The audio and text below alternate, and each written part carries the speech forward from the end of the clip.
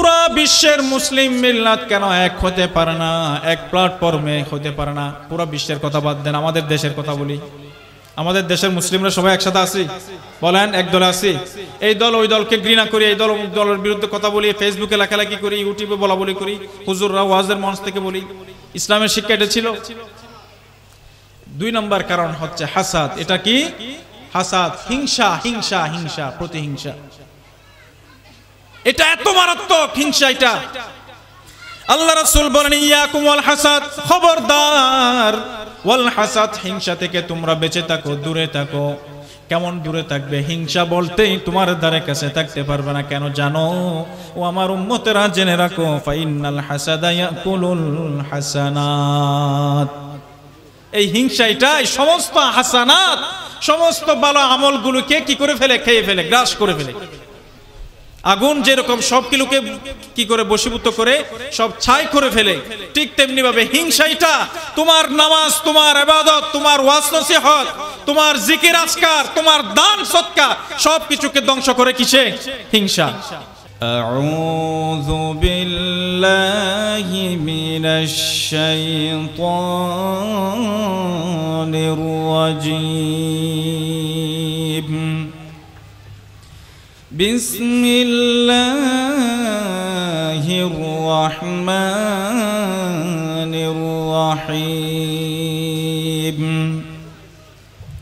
ইন্নাল্লাহা ওয়া মালাইকাতাহু ইউসাল্লুনা আলান নবী يا أيها الذين آمنوا صلوا عليه وسلموا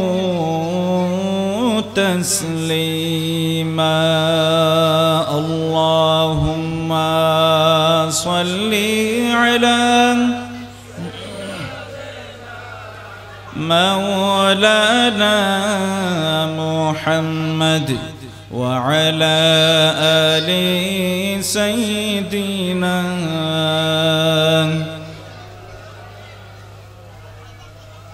بلغ العلا بكماله كشف الدجى بجماله حسنت جميع خصاله صلوا عليه وآله من وجهه شمس الضحى من خده بدر الدجى من ذاته نور الهدى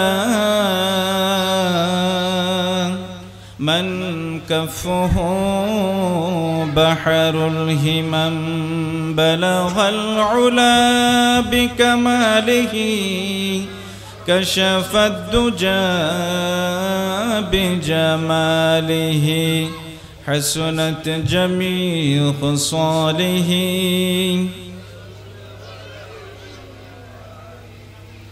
فأعوذ بالله من الشيطان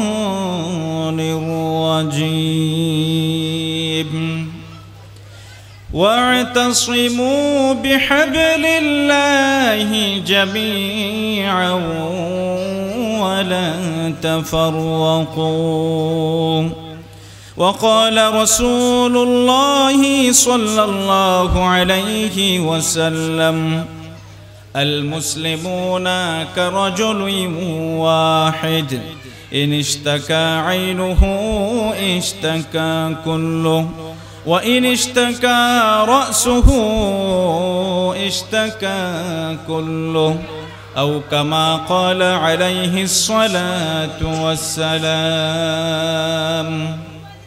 আজকে আমি আমার বিষয়বস্তু হিসেবে নির্ধারণ করেছি মুসলিম ঐক্য প্রতিষ্ঠায় বাধা এবং এর থেকে উত্তরণের উপায় কি। বর্তমান সময়ের প্রেক্ষাপটে এই বিষয়টা আমি নির্বাচন করেছি। যেমন আমাদের দেশে যদি আমরা হিসাব করি 92 থেকে 93-94% মুসলমানদের দেশ, যে দেশে আজানের মাধ্যমে আমরা সকাল করি, যে দেশে আজানের মাধ্যমে আমরা রাত জেগি, রাত খাটাই, 24 ঘন্টা আমাদের এখানে দিনই চর্চা হওয়ায় কথা এবং হয়, যে দেশের মধ্যে অসংখ্য মসজিদ মাদ্রাসা, অনেক খানকা, আউলিয়ায়ে কেরাম, উলামায়ে কেরামে ভরপুর একটি দেশ, কিন্তু এত বেশি মুসলিম এবং উলামায়ে কেরাম ইসলামী দল থাকার পরেও এই দেশে ইসলামী আইন এবং ইসলামী নিয়ম কানুন কতটুক আমাদের সমাজে দেশে বাস্তবায়ন আছে সেটার পর্যালোচনা করার জন্য এই বিষয়ে আলোচনা। আমরা যখন দেখি আমাদের জীবনে, ব্যক্তিগত জীবন, পারিবারিক জীবন, সামাজিক জীবন, রাষ্ট্রীয় জীবন, প্রত্যেকটা জীবনে যখন আমরা স্টাডি করি, আমরা সেখানে ধর্মের কিছুই তেমন একটা পাই না। আপনি দেখেন আপনার সমাজে, আপনার এলাকায়, আপনার দেশে যে কাজগুলি আছে প্রত্যেকটা কাজে যদি আপনি একটু স্টাডি করেন, শরীয়তের, কোরআন এবং হাদিসের যে বিধিবিধান, যে বিধিনিষেধ আছে সেগুলি আমরা কতটুক বাস্তবায়ন আমাদের দেশে আছে বা করছি আমরা, তাহলে এটার জন্য দায়ী কে? এটার জন্য দায়ী শুধু সরকার বললে হবে না, আমরা প্রত্যেকে দায়ী। কারণ আমাদেরকে নিয়েই তো সরকার, আমাদেরকে নিয়েই তো এই দেশ, আমাদেরকে নিয়েই তো সমাজ ব্যবস্থা, তাহলে সবকিছু তো আমাদেরকে নিয়ে। তাহলে আমরা ঠিক না হওয়ার কারণে আমরা, যদিও বা মুসলিম আমাদের সেই ইতিহাসের মধ্যে, আমাদের হিসাবের মধ্যে, জরিপের মধ্যে যদি মুসলিম সংখ্যা লেখাও থাকে, কিন্তু বাস্তবিক পক্ষে মুসলমানদের চিটেপটা গুণাবলী আমাদের মধ্যে নাই। সেজন্য কোরআনে কারীম থেকে একটি আয়াতে কারিমা পাঠ করেছি। মহান রব্বুল আলামিন কোরআনের মধ্যে অসংখ্য আয়াত বলেছেন এই বিষয়ে, যে আয়াতে কারিমার মধ্যে আল্লাহ তাআলা শুধু আমাদেরকে একটাই মেসেজ দিচ্ছেন, সেটা হচ্ছে, এর পূর্বে আমরা এটা জানি যে আল্লাহ তাআলা মানব জাতি এবং জিন জাতিকে কেন সৃষ্টি করলেন। সৃষ্টি করেছেন আল্লাহ তাআলার হুকুম, আহকাম, বিধিবিধানগুলিকে আল্লাহর জমিনে বাস্তবায়ন করার জন্য আমাদেরকে প্রেরণ করেছেন। তাহলে আল্লাহর বিধিবিধান, আল্লাহর আইন এই দেশে বাস্তবায়ন হবে কিভাবে?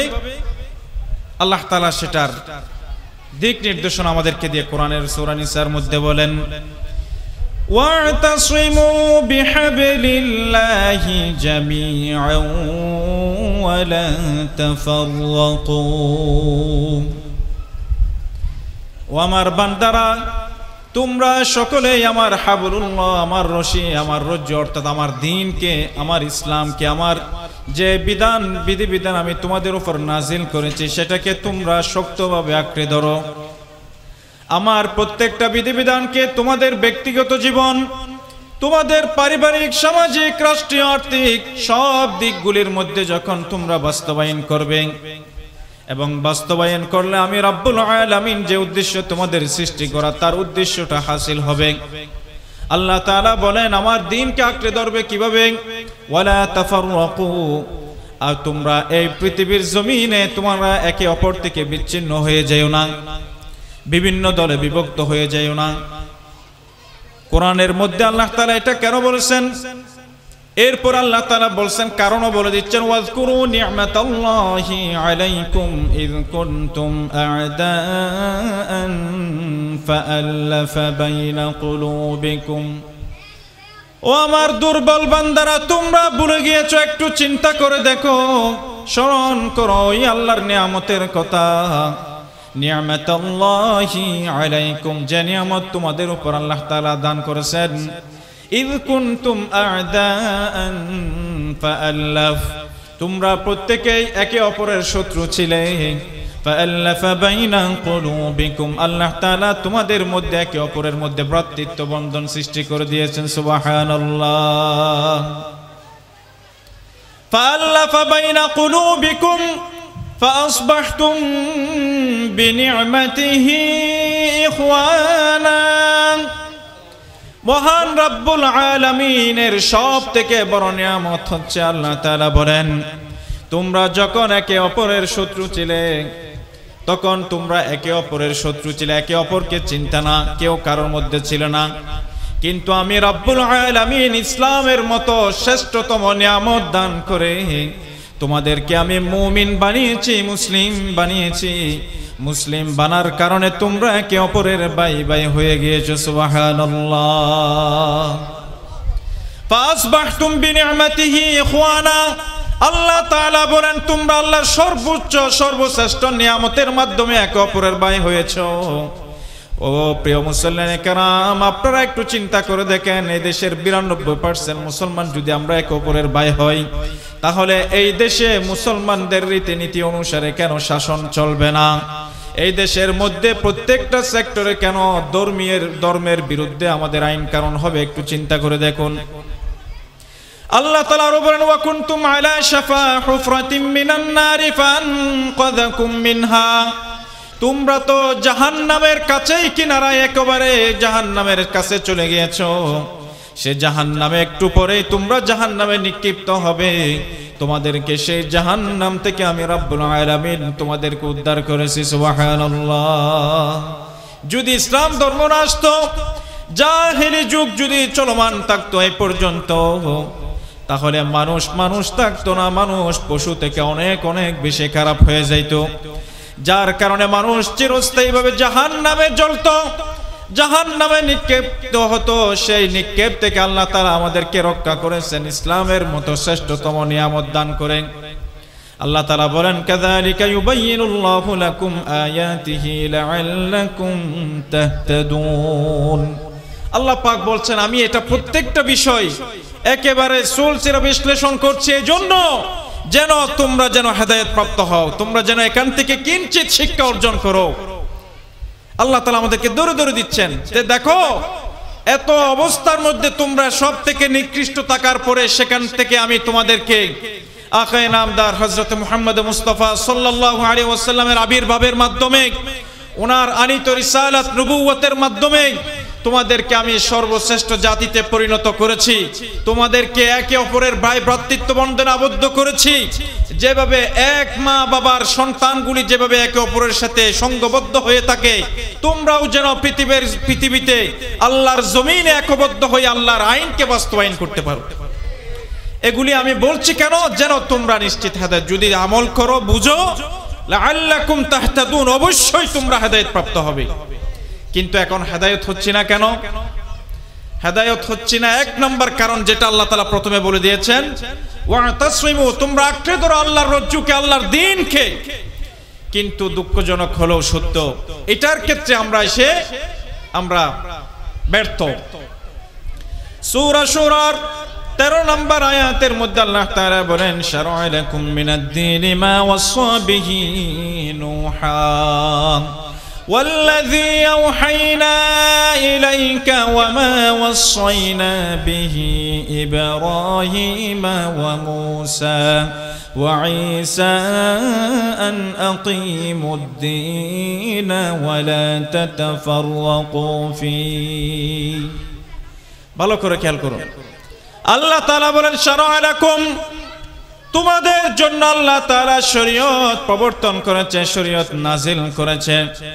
যে শরীয়ত তোমাদের জন্য নতুন নয়, মিনাদ-দীনি মা ওয়াসা বিহি নূহা, যে শরীয়ত আল্লাহ তাআলা আদেশ করেছেন নূহকে, এবং হে নবী আপনার পূর্বে মুসা, ঈসা আলাইহিস সালাম, এরকম জলিলুল কদর যত বড় বড় রাসূলুল্লাহরা ছিলেন, তাদের জন্য একই শরীয়ত ছিল, যে শরীয়ত নিয়ে আমাদের রাসূলকে প্রেরণ করেছেন। সব রাসূল নবী রাসূলদেরকে প্রেরণ করার উদ্দেশ্য একটাই ছিল। কয়টা ছিল বলেন? সমস্ত আম্বিয়া রাসূলদেরকে পৃথিবীর জমিনে পাঠানোর ক্ষেত্রে আল্লাহ তাআলার একটা উদ্দেশ্য ছিল। সেই উদ্দেশ্যটা হচ্ছে আকিমুদ্দিন ওয়ালা তাতাফাররাকু ফি, তোমরা আল্লাহর দ্বীনকে কায়েম করো, আল্লাহর দ্বীনকে আল্লাহর জমিনের মধ্যে তোমরা এস্টাবলিশ করবে। সে আল্লাহর দিন কায়েম করার ক্ষেত্রে তোমরা একে অপরে বিচ্ছিন্ন হয়ে যাবে না, দলভুক্ত হয়ে যাবে না, বিভিন্ন দলে তোমরা বিভক্ত হয়ে যাবে না। কিন্তু দুঃখজনক হলো সত্য, আমরা বিভিন্ন দলে বিভক্ত হয়ে যাওয়ার কারণে আল্লাহ তাআলার দ্বীনকে আমরা বাস্তবায়ন করতে পারছি না। যতক্ষণ আমরা এক হতে পারবো না, 92% মুসলমান যতক্ষণ এক প্ল্যাটফর্মে আমরা আসতে পারবো না, আল্লাহর জমিনে আল্লাহর দ্বীনকে শতভাগ বাস্তবায়ন করা সম্ভব নয়। সেজন্য এই আয়াতে কারিমার মধ্যে আল্লাহ তাআলা বলছেন, 14 নম্বর আয়াত সূরাতুশ শূরা 14 নম্বর আয়াতে আল্লাহ তাআলা বলছেন, وما تفرقوا إلا من بعد ما جاءهم العلم بغيا بينهم। এরপরও এগুলি সব জানা আছে, আমরা জানি আমরা মুসলমান একে অপরের ভাই, আমরা একে অপরের জন্য ভ্রাতৃত্ব বন্ধনে আবদ্ধ হব, সব আমাদের জানা আছে। কোরআন থেকে আয়াত শুনলাম, হাদিস থেকে হাদিস শোনার পরে আমরা ভ্রাতৃত্ব বন্ধনে আবদ্ধ হলাম। কিন্তু আল্লাহ তাআলা কারণও বলে দিচ্ছে কেন আমরা এক হতে পারি না। আল্লাহ পাক বলেন, বাগয়াম বাইনাহুম, তাদের মধ্যে সামান্য একটা বিদ্বেষ, কোন একটা কারণে বিরোধিতা থাকার কারণে, কোন একটা মনোমালিন্য থাকার কারণে আমরা কি হয়ে যাই, বিভিন্ন দলে বিভক্ত হয়ে যায়। কে বলছেন কারণটা? আল্লাহ তাআলা বলছেন, আমি আপনার কথা নয়। আল্লাহ তাআলা নিজে বলছেন, সামান্য তোমাদের মধ্যে মতবিরোধ থাকার কারণে, যেগুলি মুস্তাহাব্বাত নফল ছোটখাটো বিষয়ে মতবিরোধ থাকার কারণে তোমরা একে অপর থেকে দূরে সরে যাও, যার কারণে আমি রব্বুল আলামিন যে উদ্দেশ্যে তোমাদেরকে পৃথিবীতে আমি পাঠাইলাম, আমার সেই উদ্দেশ্যটা শতভাগ বাস্তবায়ন হচ্ছে না। একটাই কারণ, রাসূল করিম সাল্লাল্লাহু আলাইহি ওয়াসাল্লামের একটা হাদিস যেটা আপনাদেরকে পাঠ করে শুনিয়েছি। রাসূল বলেন, সহিহ মুসলিম শরীফের হাদিস, আল মুসলিমুনা কারাজুলিন ওয়াহিদিন, যত পৃথিবীর মধ্যে মুসলিম জাতি আছে সমস্ত মুসলিমগুলি হচ্ছে একজন মানুষের মতো। কিসের মতো? পুরো পৃথিবীতে যত লক্ষ, প্রায় 202 কোটি মুসলমান আছে পুরো বিশ্বের মধ্যে, 202 কোটি প্লাস। আল্লাহ রাসূল বলেন, যত মুসলিম আছে সমস্ত পৃথিবীর মুসলিমগুলি একজন মানুষের মতো। কয়জন মানুষ বলেন? শুধু একজন। আল্লাহ রাসূল উদাহরণ দিয়েছেন একজন মানুষের সাথে। ইনিস্তাকা আইলুহু, যে মানুষের চোখে যদি কোনো ব্যথা হয়, ওই একজন মানুষের চোখের মধ্যে যদি কোনো আঘাত প্রাপ্ত হয়, আল্লাহ রাসূল বলেন, ইস্তাকা কুল্লুহু, তার চোখের ব্যথার কারণে তার সমস্ত শরীরের মধ্যে, পুরা শরীরের মধ্যে ব্যথা শুরু হয়ে যায়। কি বলেন? যাদের চোখের ব্যথা আছে বলেন, ঠিক কিনা? শরীর, আপনার চোখের মধ্যে যদি প্রচন্ড আঘাত হয়, এটার কারণে আপনার পুরো শরীর ভালো থাকে? বলেন। আল্লাহ রাসূল বলেন, যদি ওই ব্যক্তির মতো পুরা মুসলমানদের উদাহরণ, যে ব্যক্তির চোখের মধ্যে আঘাত লেগেছে, যে আঘাতের কারণে পুরা শরীর অসুস্থ হয়ে যায়। আল্লাহ রাসূল আরো বলেন, ওয়া ইন ইস্তাকা রাসুহু, যদি তার মাথায় আঘাত লেগে যায়, কোনো কারণে মাথায় আঘাত হয়েছে, ইস্তাকা কুল্লুহু, মাথায় আঘাত লাগলেও পুরো শরীর কি ব্যথা, অসুস্থতা, ঘুম আসে না, ঘুমাইতে পারে না। তাহলে চোখ যেরকম ইম্পর্টেন্ট বিষয়, ঠিক তেমনি ভাবে পুরো বিশ্বের মধ্যে যত মানুষ আছে সমস্ত মানুষগুলি একজন ব্যক্তির মতো। যদি পুরো বিশ্বের মধ্যে আমার একজন মুসলমান নরনারী যদি কষ্টে থাকে, বা কোনো বিধর্মী বলেন বা কোনো জালেম কর্তৃক যদি একজন মুসলিম নরনারী যদি নির্যাতিত হয়, তাহলে অপর মুসলিম ভাই এটা কখনো সহ্য করতে পারে না। যদি সহ্য করতে পারে, তাহলে বুঝতে হবে তার মধ্যে ঈমানের কমতি, অনেক কমতি আছে। আল্লাহ রাসূল সাল্লাল্লাহু আলাইহি ওয়াসাল্লাম আরেকটা হাদিস নু'মান ইবনে বাশীর রাদিয়াল্লাহু তাআলা আনহু বর্ণনা করেন, قال رسول الله صلى الله عليه وسلم مثل المؤمنين في توادهم وتراحمهم وتعاطفهم مثل الجسد إذا اشتكى منه عضو تداعى له سائر الجسد بالسهر والحمى। আল্লাহ রাসূল বলেন, সমস্ত মুসলমান যত মুমিন মুমিনাত নরনারী ইমানদার নরনারী রয়েছেন, সমস্ত নরনারীদের উদাহরণ হচ্ছে কিসের ক্ষেত্রে? একে অপরের ভালোবাসার ক্ষেত্রে, একে অপরের দয়া পরবশ, একে অপরের প্রতি দয়া দেখানোর ক্ষেত্রে কি রকম বলছে? একটি শরীরের মতো। কিসের মতো? একটি শরীরের মতো। এটা ওয়াজ আমরা সবাই জানি, কিন্তু জানলেও একটু অন্তর দিয়ে বোঝার চেষ্টা করি না, সেজন্য এত সংঘাত, এত দ্বন্দ্ব। জানি, এটা সবাই জানি, কিন্তু এরপরেও এটা বোঝার চেষ্টা করি না, অন্তর থেকে আমরা মানতে পারি না, যার জন্য আমরা আগে যেভাবে আছি সেভাবে আছি, সেভাবে থাকবো। এর থেকে উত্তরণেরও আমাদের কোনো উপায় নাই। আল্লাহ রাসূল বলেন, একে অপরের প্রতি সহমর্মিতা, একে অপরের প্রতি ভালোবাসা প্রদর্শন করা, একে অপরের প্রতি রহম করা, দয়া করা, একে অপরকে সাহায্য সহযোগিতা করার ক্ষেত্রে কি রকম হচ্ছে? একটা শরীরের মতো। যে শরীরের মধ্যে যদি কোনো একটা অঙ্গ যদি আঘাতপ্রাপ্ত হয়, আহত হয়, সেই আঘাতপ্রাপ্ত স্থানের কারণে পুরা শরীর তার ব্যথা হয়, যার কারণে তার ঘুম হারাম হয়ে যায়, বিসাহার, তার কু চলে যায়, ঘুম চলে যায়, ওয়াল হুম্মা, তার জ্বর এসে যায়। আল্লাহ রাসূল বলছেন, একজন ব্যক্তির শরীরে কোন একটা জায়গায় যখন আঘাত হয়, সে আঘাতের কারণে তার জ্বর এসে যায়, সে আঘাতের কারণে সে ঘুমাইতে পারে না।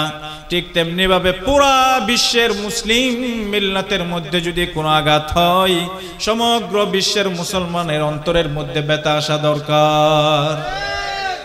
যদি ব্যথা না আসে, যদি সেটা নিয়ে চিন্তা না আসে, ফিলিস্তিনের মুসলিমরা নির্যাতিত, এটা নিয়ে আমার টেনশনের কি আছে? যদি বলি বার্মার মুসলিমরা তারা নির্যাতিত, এটা নিয়ে আমার টেনশনের কি আছে? যদি বলি আপনার পুরা বিশ্বের মধ্যে যেখানে যেখানে মুসলিমরা নির্যাতিত, শুধু মুসলিম নয়, শরীয়তের যদি একটা বিধানের ক্ষেত্রে যদি কোনো একটা বাধা এসে যায়, এই ক্ষেত্রে আপনি যদি নিশ্চুপ থাকেন, আপনার অন্তর যদি ব্যথা না আসে, তাহলে আপনি প্রকৃত ইমানদার নয়, আপনি ইমানদার নামে মুনাফিক।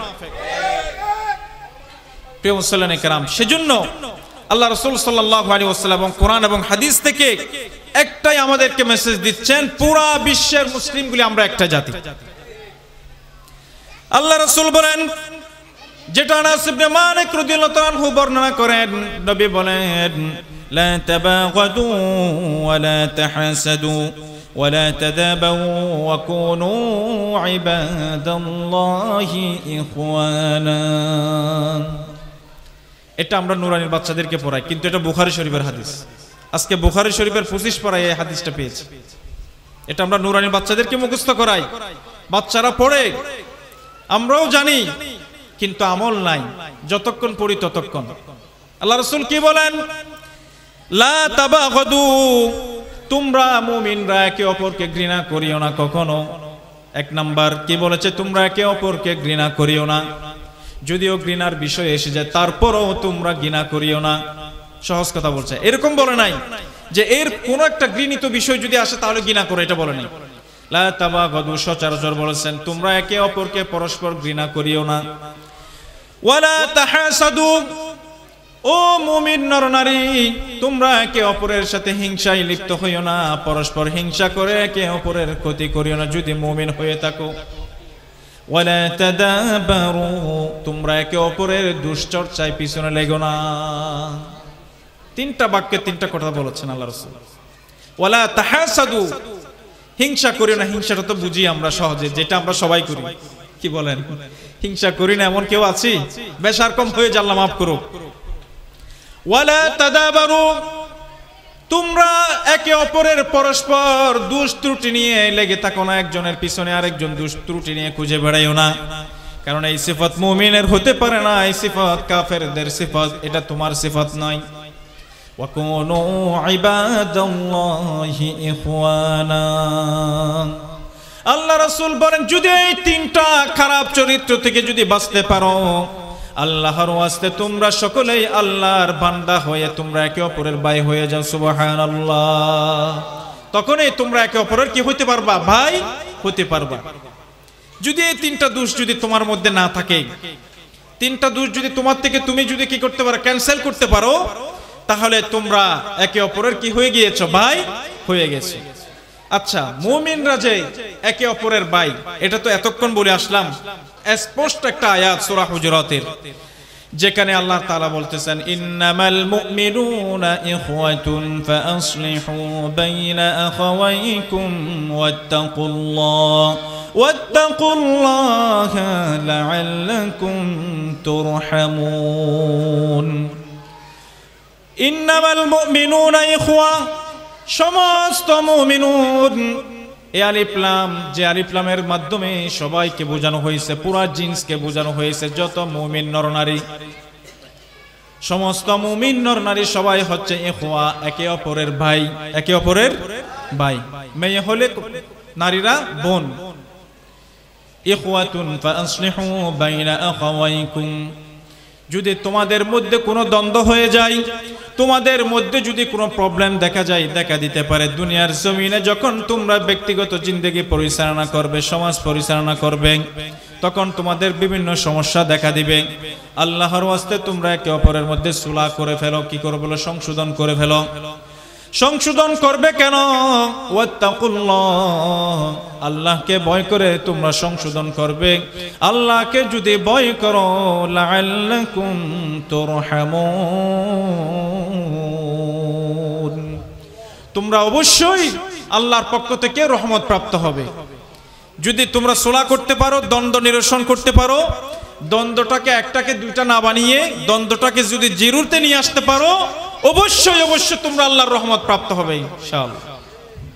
এটা কোরআনের কারিমের মধ্যে আল্লাহ তাআলা বলছেন।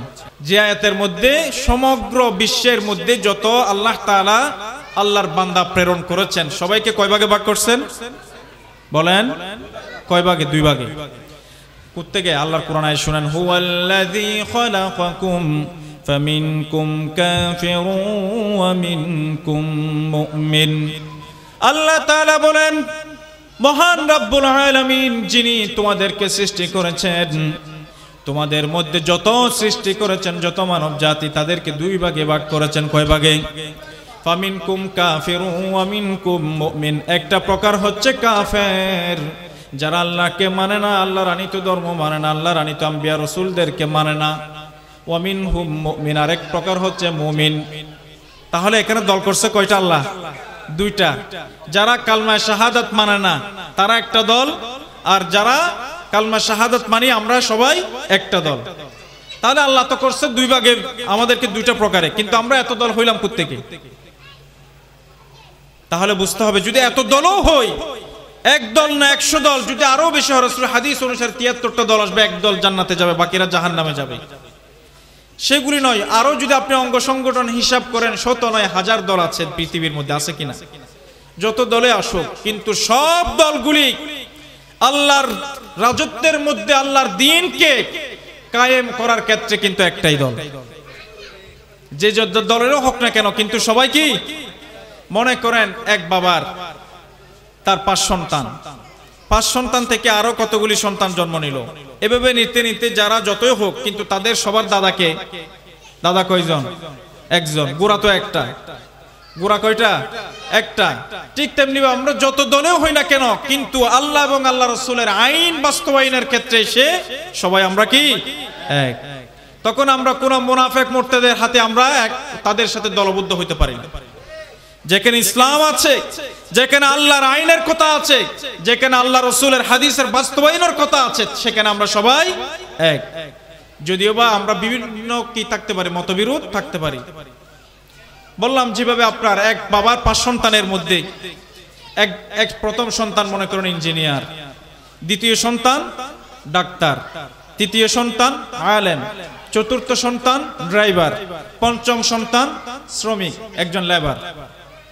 কি বলেন? কিন্তু 5 জনের বাবা কয়জন? একজন। ওই বাবার কাছে 5 সন্তানের মোহাব্বত সেম কিনা? সন্তান হিসেবে সেম। এবং 5 জন সন্তান তার তার কর্ম করে চেষ্টা করে বাবার মুখে কিছু কি হাসি ফোটানোর জন্য, বাবার খেদমত করার জন্য।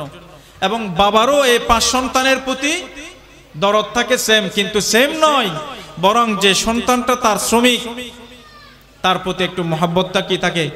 বেশি থাকে। বা 5 সন্তানের মধ্যে এক সন্তান যদি চোর থাকে, ডাকাত থাকে, তার প্রতি মহব্বত আরো বেশি বাবার। কেন? কখন যে আমার ছেলেটা চুরি করতে গিয়ে কি ধরা পড়ে মরে যায়। ঠিক তেমনি ভাবে আল্লাহ তাআলা আমাদেরকে সৃষ্টি করেছেন, আমরা বিভিন্ন দলে বিভক্ত, ঠিক আছে, কিসের দল?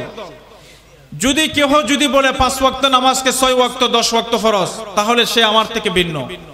যদি কেহ বলে রমজানের রোজা 30টা নয় 2 মাস রাখতে হবে ফরজ, তাহলে সে আমার থেকে ভিন্ন। যদি কেহ বলে হজ বছর জীবনে একবার নয় 2 বার ফরজ, তাহলে সে আমার থেকে ভিন্ন। কিন্তু এই সব বিষয়ে তো আমাদের কোনো মতবিরোধ নেই। মতবিরোধ আছে কিসের মধ্যে? আল্লাহ রাসূলকে শ্রেষ্ঠ রাসূল হিসেবে মানে না এমন কোন দল আছে? যারা মানে না তারা তো কাফের, কাদিয়ানীরা। কিন্তু যত মুসলিম দল আছে, কেউ কি আল্লাহ রাসূলকে শ্রেষ্ঠ নবী রাসূল হিসেবে মানে না এমন কোন দল আছে বলেন? কোনো দল নাই। আল্লাহ রাসূলের আজমত মহব্বত নাই এমন কোন দল আছে? প্রত্যেক দলের মধ্যে আল্লাহ রাসূলের মহব্বত আছে, কিন্তু এক একজন এক এক ভাবে সেটাকে প্রকাশ করে। ওই 5 সন্তান যেভাবে মনে করেন প্রথম সন্তান ইঞ্জিনিয়ার, সে তার সুন্দর বাড়িতে বাবাকে সুন্দর করে রাখে, গাড়িতে করে চলাফেরা করে, কিন্তু যে 5ম নম্বর শ্রমিক ছেলে, তার কি সাধ্য আছে বাবাকে গাড়ি করে নিয়ে যাবে? তার তো সামর্থ্য নাই। তাহলে তার যতটুকু এবিলিটি আছে, তার এবিলিটি অনুসারে সে তার মা বাবার কি করে সেবা করে। ঠিক তেমনি ভাবে রাসূলের আজমত মহব্বত, এটার ক্ষেত্রে কারো অন্তরে মহব্বত বেশি থাকতে পারে কিংবা কম থাকতে পারে, বা কেহ একটু রাসূলের মহব্বত বেশি প্রকাশ করে, আবার কেহ একটু রাসূলের মহব্বত কম প্রকাশ করে অজান্তে অচেতন অবস্থায়, কিংবা তার থেকে এটা। কিন্তু রাসূলকে মহব্বত করে না এমন কোন রাসূলের উম্মত আছে? নাই। তাহলে সুতরাং সব দিক থেকে তো আমরা এক আছি। প্রত্যেক দল, যে দলের রাসূলকে আমরা শেষ নবী মানি, প্রত্যেকেই দরুদ ইব্রাহিম নামাজে পড়ে না? একটু আগে আমার আগে বক্তা ভাই বলেছেন, আমি শুনলাম দরুদ ইব্রাহিমের কথা। এই দরুদ ইব্রাহিমকে সবাই নামাজে পড়ি না? আমরা পড়ি। তাহলে এটা কার উপর দরুদ, কার উপর দোয়া এটা বলেন? আল্লাহ রাসূলের উপর। তো এই রাসূলের মহব্বত করি না কোথায়? দোয়ার আগে এবং পরে আল্লাহ রাসূল সাল্লাল্লাহু আলাইহি ওয়াসাল্লামের দরুদ শরীফ পড়ে দোয়া করলে দোয়া কবুল হয়, এটা বলে না কোন দলের আলেম বলেন? সবাই তো দরুদ শরীফ, কেহ আপনি রাসূলের দিক নির্দেশিত দেখা অনুসারে ওই দোয়াটা পড়াটা মুস্তাহাব উত্তম মনে করে সেটা পড়ি, আর কেহ আমি রাসূলের শানে, রাসূলের ইশক ও মহব্বত আমার ভিতর, আমি রাসূলের শানে একটা কবিতা লিখলাম। অসুবিধা তো নাই? অসুবিধা আছে? নাই। ঠিক তেমনি ভাবে আল্লাহর দ্বীনকে আমরা বাস্তবায়ন করার ক্ষেত্রে সবাই আমরা এক। যেটা আয়াত বলেছিলাম যে আল্লাহ তাআলা বলছেন তোমাদেরকে সৃষ্টি করেছি 2টা প্রকার, একটা হবে তোমরা কাফের না হয় মুমিন। হইতে হবে কাফের না হয় কি মুমিন। এর ছাড়া আমাদের মধ্যে কোনো দল নাই। তাহলে এবার আসুন, হুজুর অনেক তো আমাদেরকে আপনাদেরকে বা কেউ কাউকে কাফের বলে, যদি বলে উনি ওনার ভুল, ওনার স্টাডি ভুল, ওনাকে আমরা তখন অনুকরণীয় হুজুর হিসেবে মেনে নিতে পারি না। কিন্তু আমরা শিক্ষা পেয়েছি একটা, যেটা কালমা পড়বে শাহাদা, কালমায়ে শাহাদা জিনা পড়বে, সবাই আমরা কি ভাই ভাই। এবার আসেন কোরআনের মধ্যে আল্লাহ তাআলা আরো বলেন, কোরআনের মধ্যে অসংখ্য আয়াতের মধ্যে মুমিন মুমিনাতদের ফজিলত বলার পরে আল্লাহ রাসূল সাল্লাল্লাহু আলাইহি ওয়াসাল্লাম একটা হাদিসের মধ্যে বলেন, ইন্নাল মুমিনা লিল মুমিনি কাল বুনিয়ান ইয়াশুদ্দু বা'দুহু বা'দান।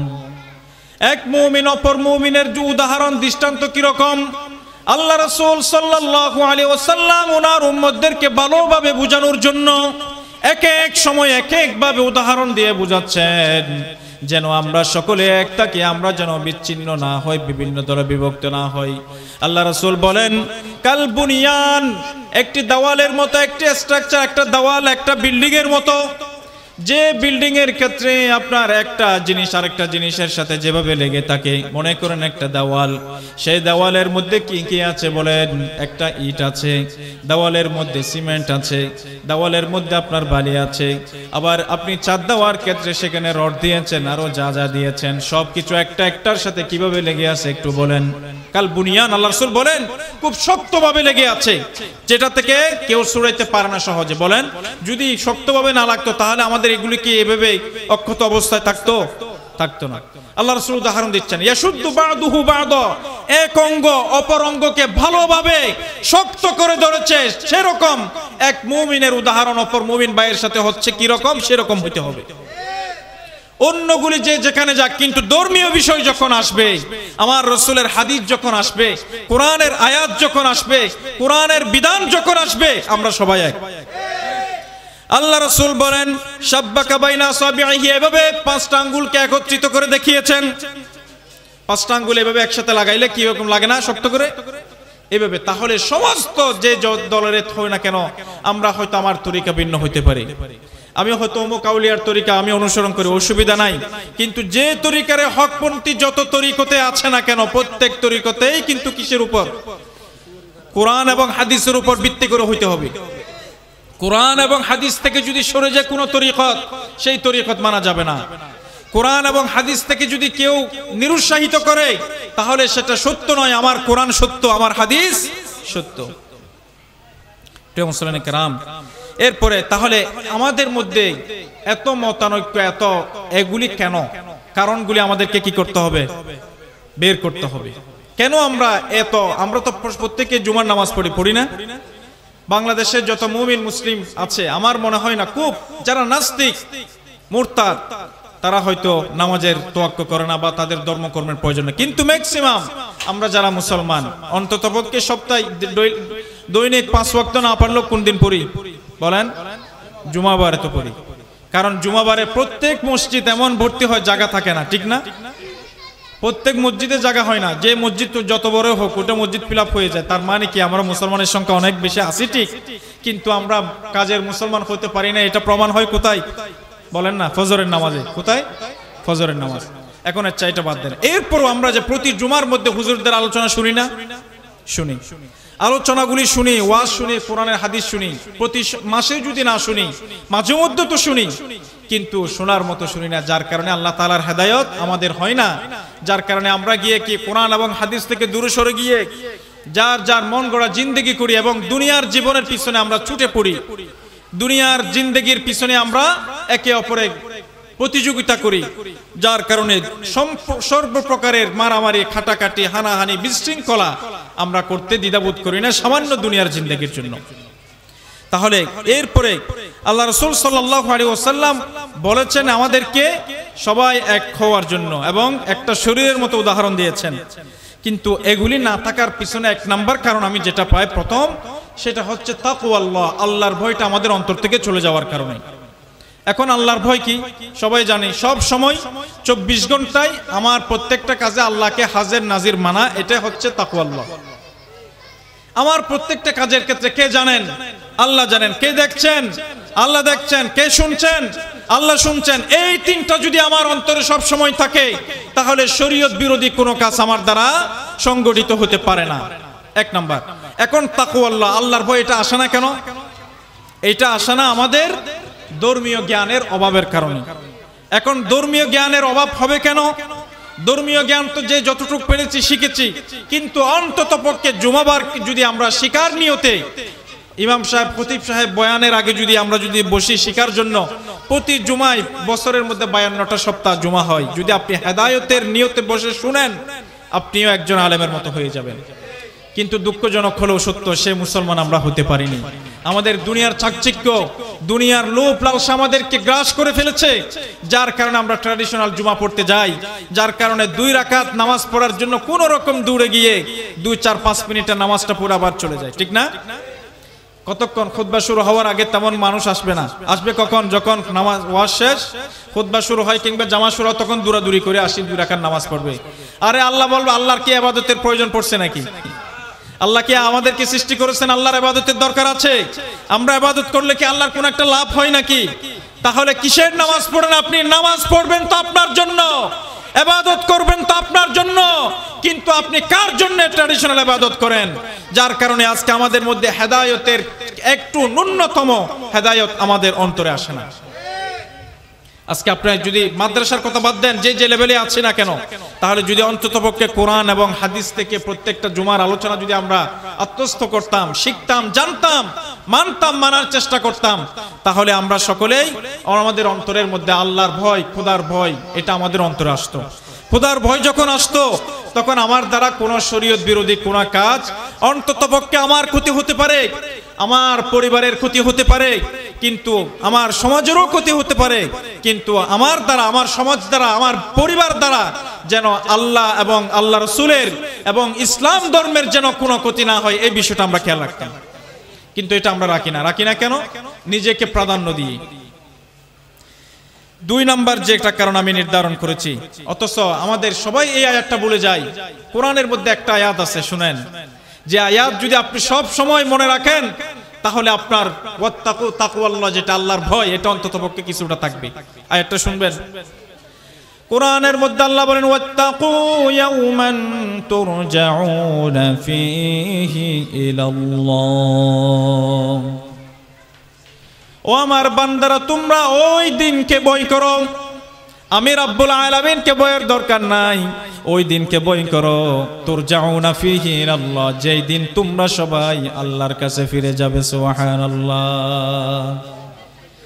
ওই দিন, যেদিন আল্লাহর সামনে দাঁড়াইতে হবে, আল্লাহর কাঠগড়ায় তুমি আসামি হয়ে দাঁড়াবে। তোমাকে যখন জিজ্ঞেস করা হবে, তোমাকে এত সুন্দর একটা জীবন দিয়েছিলাম, তোমাকে ইজ্জত দিয়েছিলাম, তোমাকে নেতৃত্বের গুণাবলী দিয়েছিলাম, তোমাকে টাকা পয়সা দিয়েছিলাম, তোমাকে জ্ঞান দিয়েছিলাম, দুনিয়ার সমস্ত নাজ নিয়ামত তোমাকে দান করলাম, তোমার এই নিয়ামতগুলি তুমি কোন কাজে ব্যয় করেছো একটু হিসাব দাও। ثم توفى كل نفس ما كسبت وهم لا يظلمون। ثم توفى, সব কিছু পরিপূর্ণ করা হবে, প্রত্যেকের হিসাব নিকাশ বরাবর করা হবে। কুল্লু নাফসিন মা কাসাবাত, প্রত্যেক নফস যে যা অর্জন করেছে, যত ভালো কাজ করেছে, যত অপকর্ম করেছে, যত ক্ষতি করেছে, যত মুনাফিকি করেছে, সব কিছুর হিসাব হবে। ওয়া হুম লা ইউযলামুন, কিঞ্চিত পরিমাণ কারো উপর জুলুম করা হবে না।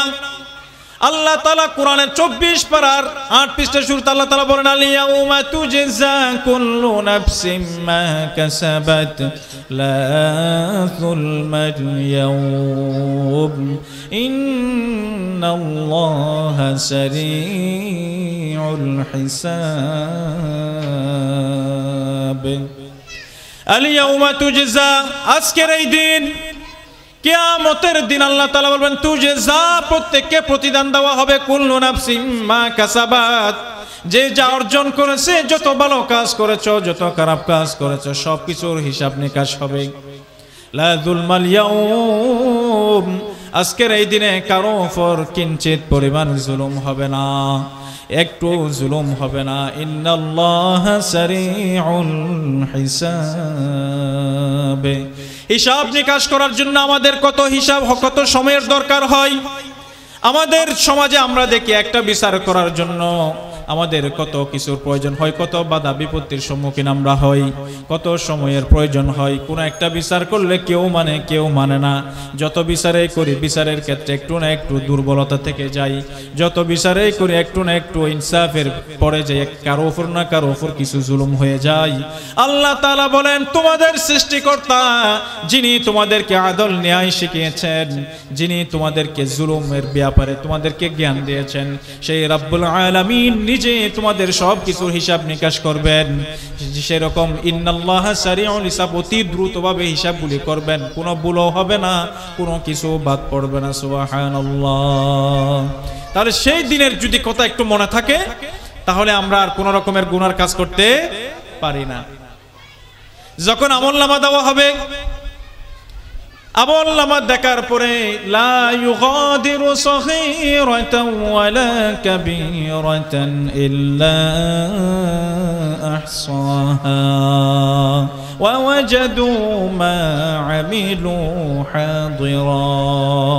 প্রত্যেকটা আমলনামার মধ্যে সগীরা ওয়ালা কাবীরা, সগীরা মানে ছোট, কাবীরা মানে বড়, ছোট থেকে ছোট, বড় থেকে বড়, কোনো অপরাধ, কোনো ভালো কাজ, কোনো কিছু আপনার আমলনামা থেকে বাদ পড়বে না। আজকে যে এখানে বসছেন, অনেকে কি উদ্দেশ্য বসছেন আল্লাহ জানে, কে জানে। সবার উদ্দেশ্য আল্লাহর সন্তুষ্টির জন্য কিনা, নাকি অন্য কোনো উদ্দেশ্য বসেছেন, কে জানে। বলেন, আপনি যখন আমলনামা দেখবেন, হায়রে তো ছোট্টখাট্ট একটা বিষয়, এটাও কেমনে আমলনামার মধ্যে আসে গেল। একদিন খারাপ মনের মধ্যে আপনার দুশ্চিন্তা আসছিল, সেই দুশ্চিন্তার কথাও আমলনামা আসে যাবে। ওয়া ওয়াজাদু মা আমিলু হাদিরা ওয়ালা ইয়াজলিমু রাব্বুকা আহাদা। আল্লাহ তাআলা বলেন, ওয়া ওয়াজাদু মা আমিলু হাদিরা, যত আমল করেছে সব কিছু তার সামনে পাবে। উপস্থিত পাবে। সব কিছু দেখার পরে সে হতভম্ব হয়ে যাবে, আশ্চর্য হয়ে যাবে।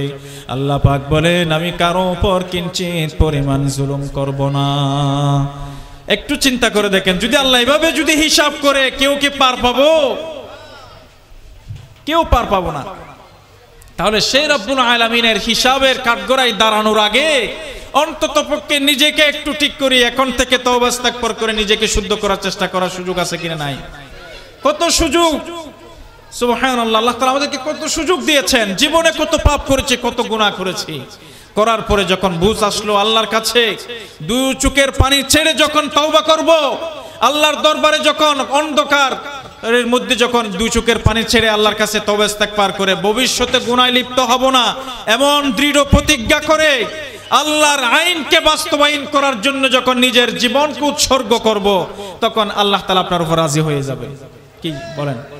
এক সাহাবীর ঘটনা আছে না, যে সাহাবী ইসলাম ধর্ম গ্রহণ করার পরে এক ওয়াক্ত নামাজ পড়ার সুযোগ হয় নাই, কিন্তু কোথায় যাবে? জান্নাতে যাবে। তাহলে নামাজ পড়েই যে জান্নাতে যেতে হবে এমন নয়। আপনি আবার যে নামাজ পড়ছেন, সারা জীবন নামাজ পড়ছেন, সাবালেক হওয়ার আগের থেকে নামাজ ধরছেন, 5 ওয়াক্ত নামাজ, কিন্তু আপনার এই নামাজ আপনাকে হয়তো জান্নাতের কাছেও নিয়ে যাবে না। সেজন্য প্রিয় মুসলিম কেরাম, আমরা তো এটাই বিশ্বাসী যে আমাদের কোনো ইবাদত, কোনো আমলের কারণে আমরা জান্নাতে যেতে পারি না, আল্লাহর সন্তুষ্টি পেতে পারি না। কিন্তু হ্যাঁ, আমার আল্লাহর সন্তুষ্টি আমি পাবো কিসের মাধ্যমে? ইবাদতের মাধ্যমে নয়। ইবাদত এটা তো আল্লাহর আদেশ, সেটা আমরা বাস্তবায়ন করছি যেন আল্লাহর শাস্তি থেকে বাঁচতে পারি। কিন্তু কবুল করার মালিক তো আল্লাহ। যে কোনো একটা উসিলা করে আল্লাহ যদি আমাকে রহম করে জান্নাত দেয় তো জান্নাত পাবো, না হলে জান্নাত পাওয়ার সুযোগ কারো নাই। তাহলে 1 নাম্বার। 2 নাম্বার, পুরা বিশ্বের মুসলিম মিল্লাত কেন এক হতে পারে না, এক প্ল্যাটফর্মে হতে পারে না? পুরা বিশ্বের কথা বাদ দেন, আমাদের দেশের কথা বলি। আমাদের দেশের মুসলিমরা সবাই একসাথে আছি? বলেন, এক দলে আছি? এই দল ওই দলকে ঘৃণা করি, এই দল অমুক দলের বিরুদ্ধে কথা বলি, ফেসবুকে লেখালেখি করি, ইউটিউবে বলা বলি করি, হুজুররা ওয়াজের মঞ্চ থেকে বলি। ইসলামের শিক্ষা এটা ছিল। 2 নম্বর কারণ হচ্ছে হাসাদ। এটা কি? হাসাদ, হিংসা, হিংসা, হিংসা, প্রতিহিংসা। এটা এত মারাত্মক হিংসা। এটা আল্লাহ রাসূল বলেন, ইয়াকুম ওয়াল হাসাদ, খবরদার, ওয়াল হাসাদ, হিংসা থেকে তোমরা বেঁচে থাকো, দূরে থাকো। কেমন দূরে থাকবে? হিংসা বলতেই তোমার দ্বারে কাছে থাকতে পারবে না। কেন জানো?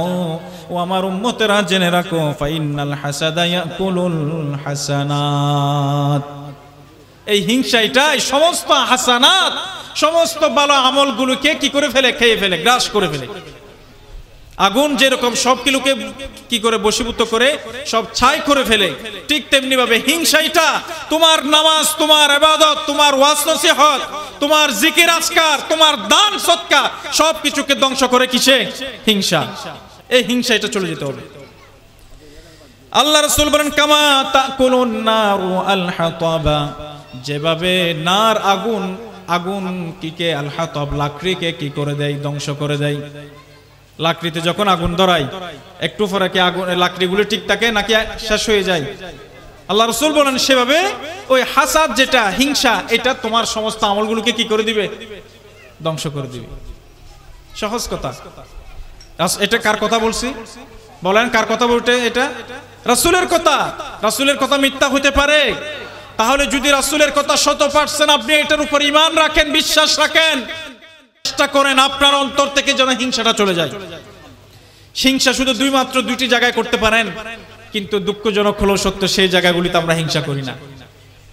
এক ব্যক্তি যে সুন্দর কোরআন তেলাওয়াত করতে পারে, আহা, আমি যদি তার মতো সুন্দর কোরআন তেলাওয়াত করতে পারতাম, আমার সন্তানকে যদি তার মতো একজন আলেমে দ্বীন, একজন বড় কারি হিসেবে বানাইতে পারতাম, ওটার দিকে হিংসা নাই।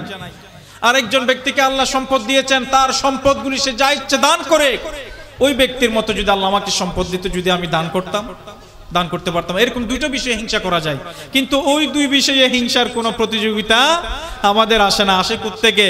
অমুকের যখন বাড়ি হয়েছে, আরে এটার বাড়িটাকে কিভাবে ধ্বংস করবো এই চিন্তা করতে হবে। এটার ফোলা মানুষ হয়েছে, এর ছেলেকে কিভাবে ধ্বংস করা যায়, হ্যাঁ, তাকে কিভাবে সমাজ থেকে বিতাড়িত করা যায়, তাকে কিভাবে নিভিয়ে দেওয়া যায়, এই চিন্তায় আমরা আছি। যেটা নাকি আল্লাহ রাসূল সাল্লাল্লাহু আলাইহি ওয়াসাল্লাম খুব ভয়ঙ্কর একটা আমাদের এই দুশ্চরিত্র সম্পর্কে রাসূলের হাদিসে বলেন, ইয়াকুম ওয়াল হাসাদ, খবরদার তোমরা হিংসা থেকে দূরে থাকো। তাহলে হিংসার ব্যাপারে এখন এই হিংসা এটা আমাদেরকে এমন একটা পর্যায়ে নিয়ে আসছে যার কারণে আমরা হিংসা ছাড়াই চলতে পারি না, ঠিক কিনা বলেন? যেমন বিভিন্ন দল, আমি দলের কথা বলছি, দলের মধ্যে হিংসা কেন? দলের মধ্যে হিংসা হবে? প্রত্যেক দল যারা নাকি আপনার মুসলমানদের দল, ইসলামী দল, প্রত্যেক দল তো আমার ভাই। আমার যেরকম হাতে কয় আঙ্গুল আছে বলেন? কয় আঙ্গুল আছে? 5 আঙ্গুল। আপনার কোন খাবার খাওয়ার ক্ষেত্রে 5 আঙ্গুল প্রয়োজন হয় নাকি 1 আঙ্গুলের দরকার হয় না? বলেন। 1 আঙ্গুল বাদ দিয়ে 4 আঙ্গুলে আপনি ভাত খাইতে পারবেন? বলেন না। তাহলে 5 আঙ্গুল প্রয়োজন হয় আপনার যে কোনো জিনিস ধরার জন্য, খাওয়ার জন্য। এই বৃদ্ধাঙ্গুল এটা ছাড়া এই 4টার কোনো দাম নাই, এটা ছাড়া এগুলির কোনো দাম নাই। ঠিক তেমনি ভাবে প্রত্যেক ইসলামী দলগুলির দরকার আল্লাহর রাজত্ব। আপনার যদি আল্লাহর রাজত্বের মধ্যে আল্লাহর দ্বীনকে আপনি এস্টাবলিশ করতে চান, প্রত্যেক দলগুলোকে আপনাকে কি করতে হবে? স্যালুট জানাতে হবে, তাদেরকে স্বাগত জানাতে হবে, তাদেরকে আপনার প্ল্যাটফর্মে আহ্বান করতে হবে। সবার সাথে আপনি একসাথে হয়ে আপনি কাজ করলে আল্লাহ তাআলার আল্লাহর দ্বীন এখানে কায়েম হবে, না হয় হবে না।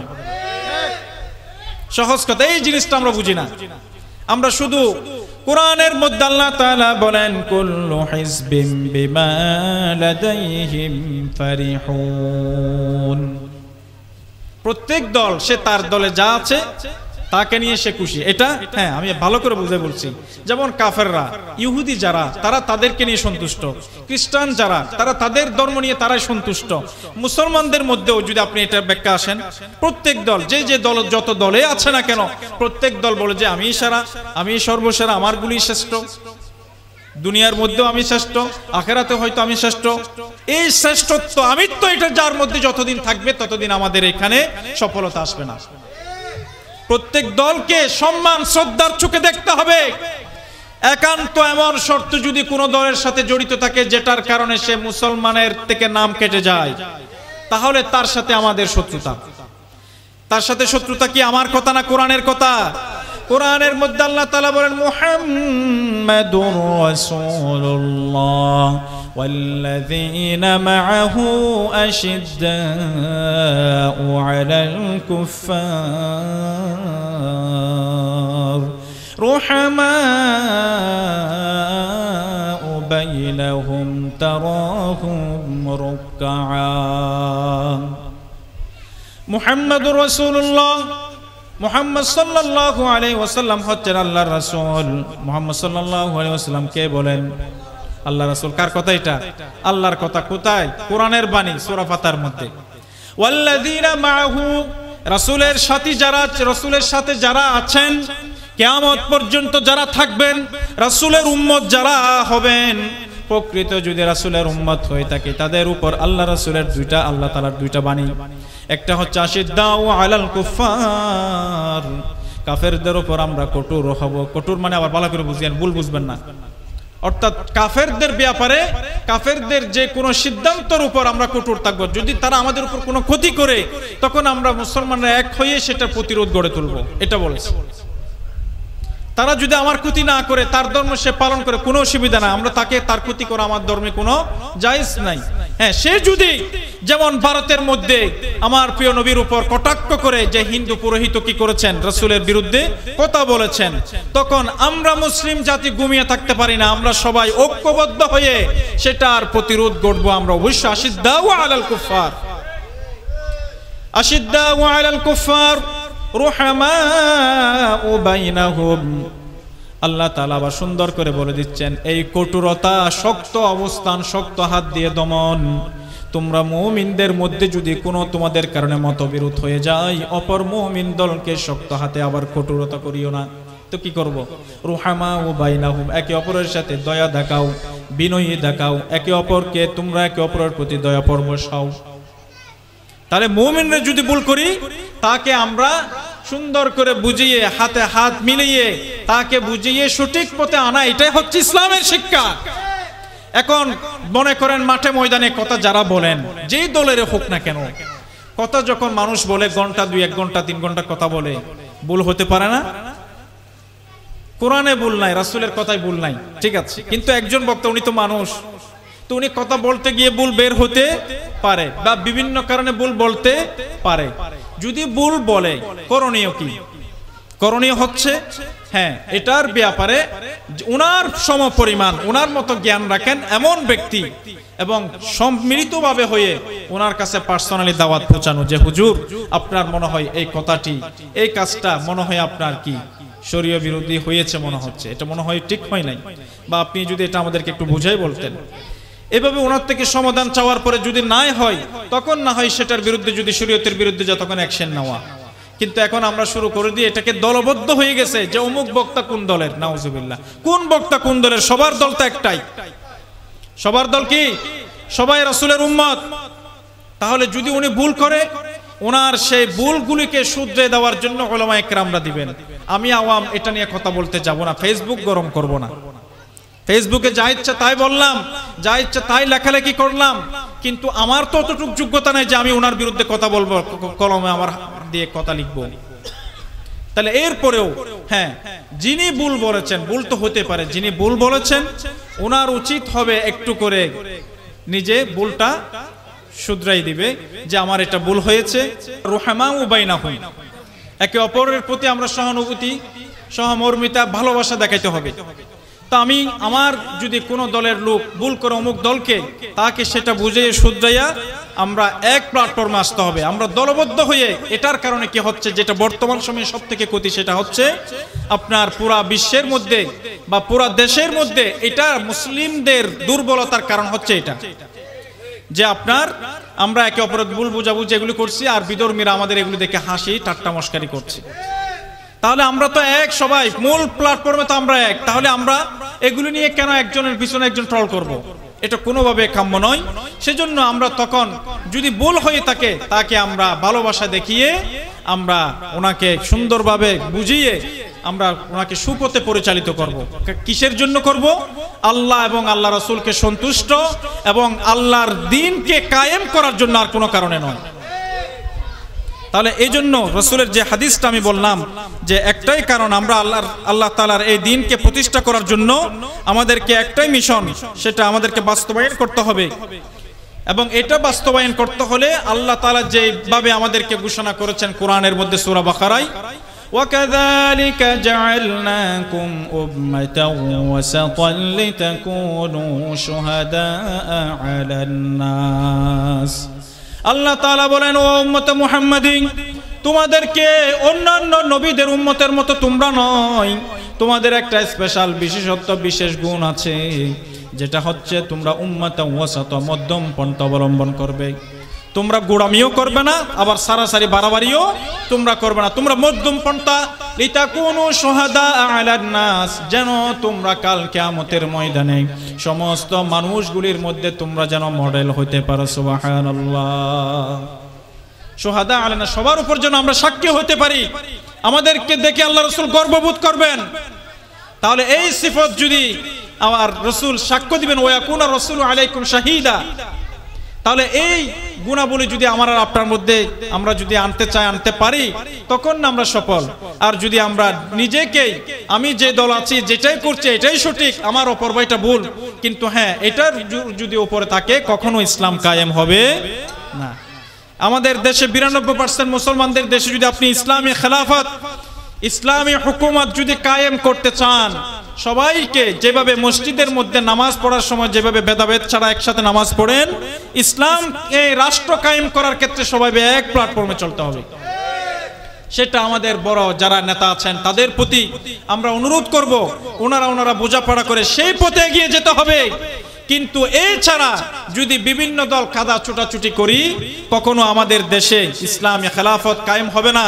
আজকে যে মুক্ত মঞ্চে আমরা কথা বলতে পারছি, এই সুযোগ যে হয়েছে, শুধু এটার মধ্যে সীমাবদ্ধ আমরা রাখতে চাই না। আমরা চাই আমাদের বিবাহ শাদী, আমাদের ব্যক্তিগত জীবন, পারিবারিক জীবন, সামাজিক জীবন, রাষ্ট্রীয় জীবন, অর্থনীতি, সমাজনীতি, সব কিছুর মধ্যে যেন কোরআন এবং হাদিসের আইন চলে। সেভাবে আল্লাহ তাআলা আমাদের দেশকে এবং আমাদের পুরা যা পুরা বিশেষ করে আমাদের দেশ এবং পুরা বিশ্বের মধ্যে যেন বাংলাদেশ সেটা একটা মডেল হয়ে মানুষ যেন বলতে পারে, যেভাবে আফগানিস্তানকে আমরা এখন মডেল হিসেবে দেখাচ্ছি, ঠিক তেমনি ভাবে আফগানিস্তান থেকেও সুন্দর যেন আমরা চাইলে করতে পারি, যেহেতু আমাদের দেশে মুসলমানদের সংখ্যা কম নয়। যদি মুসলমান প্রকৃত মুসলমান হতে পারি তাহলে এটাই সম্ভব। আল্লাহ তাআলা আমি যা কিছু বলেছি বলনেওয়ালা এবং আপনারা যারা শুনেছেন সবাইকে অন্তর থেকে আল্লাহ তাআলা আমল করার তৌফিক দান করুক। ওয়া আখিরু দাওয়ানা আলহামদুলিল্লাহি রাব্বিল আলামিন।